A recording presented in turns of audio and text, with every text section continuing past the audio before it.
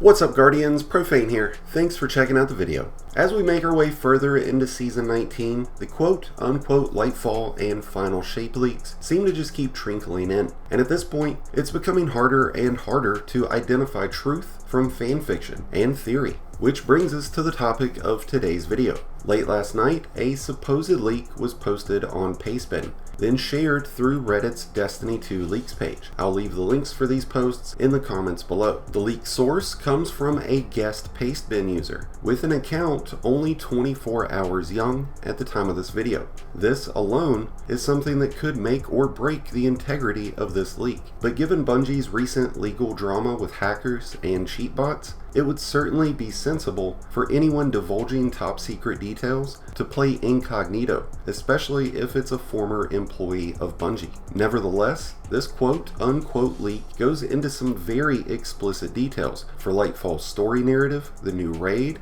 Lightfall's seasonal structure, and exotic weapons, and even the expansion following Lightfall, called Final Shape. So today we're going to be taking a look at what this user is claiming to be the future of Destiny 2, and seeing if we can make heads or tails of this quote-unquote leak. With that in mind, take everything that we discussed today with a big grain of salt, as these leaks could very well be the makings of a 300-pound dude who lives in his mama's basement in suburban Detroit, and her name is Chuck. Okay, onwards we go. This leak is broken up into 5 sections, titled Lightfall Story, Post-Lightfall Story, Post-Lightfall, Tidbit, and a Bungie lore section, which is not what you might think and already kind of puts me off from believing this leak, but we'll talk about that later when we get there. Let's start with the Lightfall story. According to this user, Xivu Arath and the Worm Gods are going to strike the last city, and when they do, they're going to drain and weaken the Traveler's power, which causes us to scatter and leave Earth, and we leave alongside of Osiris, and we head to Neptune,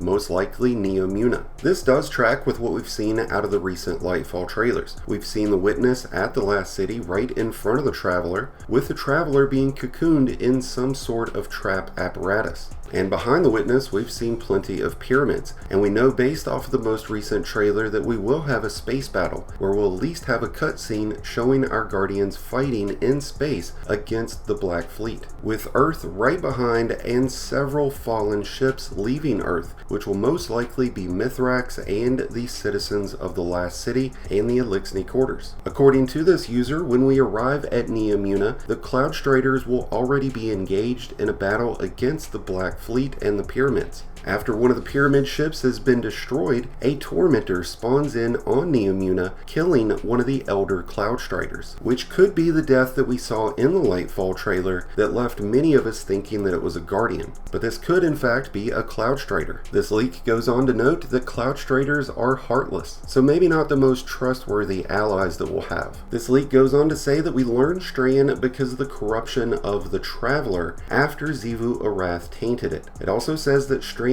isn't super important to the story, which I find a little odd, because when Stasis was introduced in Beyond Light, it was a heavy focus, and it's been a heavy focus so far in the trailers, so I find it hard to believe that it wouldn't be a focus once the story begins. The user goes on to say that Callus is actually at Neomuna as we speak, searching for the Veil. The Veil being a key, quote-unquote, to the Traveler, allowing access to a dimension of pure light, in which the Witness is trapped in. This is why his influence is so very weak currently. This kind of causes my eyebrow to twitch a little bit, because for years, Guardians have referred to the Veil as an entity of the darkness, an enemy race, who have been attached to the pyramids and the Witness. Nevertheless, this does kind of make sense. We've never seen the Witness in his true form be anywhere within the Sol system. We've never seen him interact with anyone in his true form, so it would appear that maybe he's trapped within a pyramid, peering through a looking glass. And that's where we've seen him both in-game and in trailers. Even when we first met the Witness in the Black Garden, it wasn't his true form. He took on the form of our guardian, almost as if the witness had watched Doctor Strange Multiverse of Madness and was doing his own version of dreamwalking. So the user describes the dimension of pure light as the antithesis to the Black Garden, and will likely be a patrol area in final shape, and is referred to as the origin point. The leak goes on to say that Xivu Arath wants to kill the Traveler, but that the witness does not want the Traveler to die. He simply wants to use the Traveler. And since that old Xivu Arath is so stubborn that she won't listen, the witness resurrects Nezarec to go and kill Xivu Arath. Which I kind of find that odd, like why wait to resurrect Nezarec just to kill Xivu Arath? Were you holding that on like an ace in your pocket?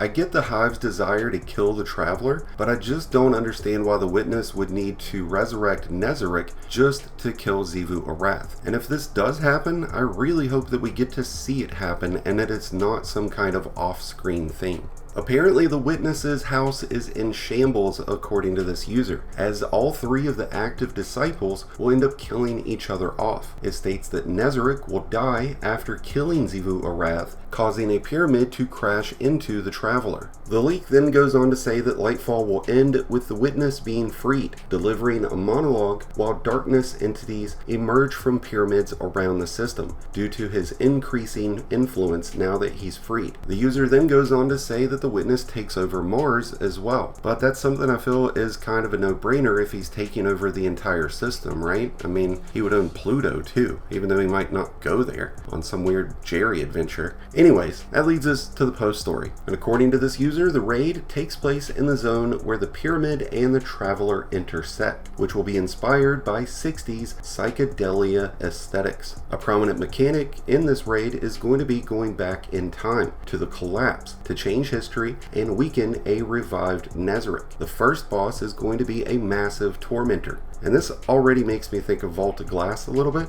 but we have already seen some leaked images of this new raid, where we saw a Tormentor along with matching aesthetics to what this leak describes. This leak also states that there will be 2 exotic quests, one normal quest for a strand machine gun, and a quote-unquote community exotic quest. There will be a raid exotic, which is going to be a strand bow that temporarily creates grapple points, like in the campaign. Now this raises a big question after we saw the recent Lightfall trailer, because we saw the strand grapple be used on the back of a thunder crashing titan, and we also saw it be used on enemies. So something doesn't seem to make sense here. The only thing that I could wager, if this is true, is that it gives other subclasses the ability to use the grappling hook for strand without actually using a strand subclass. The other concern being the mention of how the mechanics work in the campaign. So are we going to be able to use the grappling hook wherever, or are there set locations? Big question mark here. The leak goes on to state that there will be 2 strikes with Lightfall, one on Neomuna and one on the last city, which will be very interesting to have a strike within the last city.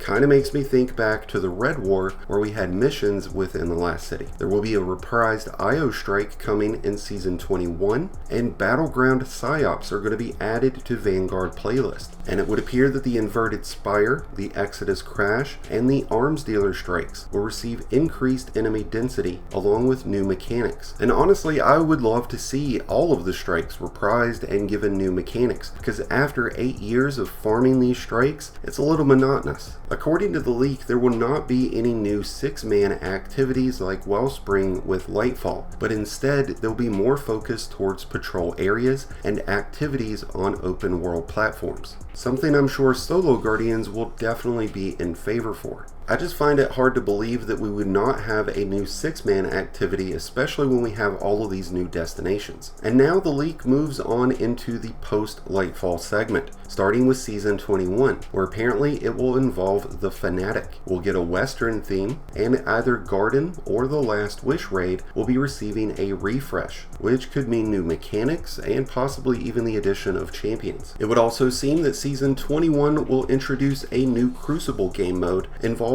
decreased time to kill and longer ability recharge, And according to this leak, Season 22 will introduce the return of the Wrath of the Machine raid. A much longer wait than Guardians were expecting, I'm sure. The user finishes this section off by stating the Black Garden will be a primary focus during Final Shape, but that Bungie is on extreme lockdown to the details of Final Shape. Which brings us to the tidbits/miscellaneous section. Now the user starts this section off by saying certain unused zones of older patrols will be removed to save space, such as a decent chunk of the EDZ. This makes sense from a logical standpoint since they're trying to do away with content vaulting. The user states that there will be Flashpoint and Patrol updates coming soon. Apparently Bungie is interested in upping the general difficulty of Destiny, and that Bungie has been debating on the old tower coming back, or coming out with a new social space to also welcome in the new LFG mechanic that'll be an in-game function.